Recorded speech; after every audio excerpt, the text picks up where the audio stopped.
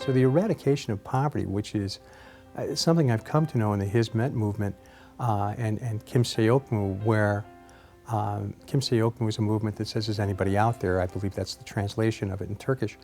It's about coming out and moving people into situations where they can help to eradicate poverty. I find it remarkable that the belief is that we have a commitment to try to make a difference for people who have a need, especially at a time when, in emergencies, when people are so vulnerable to whether it's earthquakes, or whether it's tsunamis, or whatever that tragedy is, that the movement would see them having a purpose of reaching out and not make a difference between Christian and Muslim. These efforts to relieve the suffering of human beings in Muslim countries and non-Muslim countries are a key witness to the world of what the Quran actually teaches.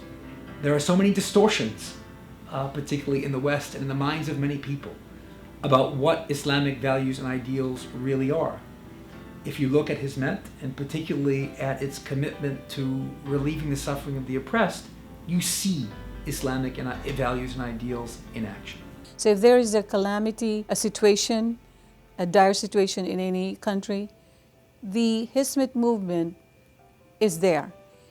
And the Hizmet movement, I think, wants people to know that this is one thing that's different with them. They are not in isolation. They are not just in Turkey.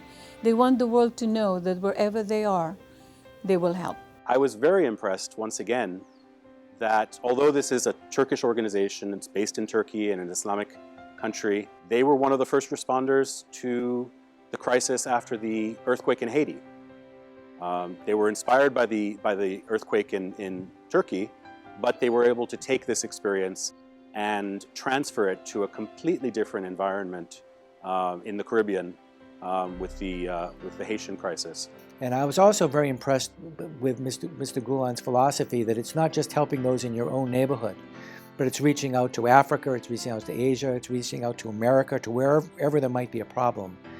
And I saw some real models of good philanthropy. And one specific situation was the flooding in Pakistan. And I wasn't there, but our family has told us that Turkish people were there. And only Hizmet movement can do that.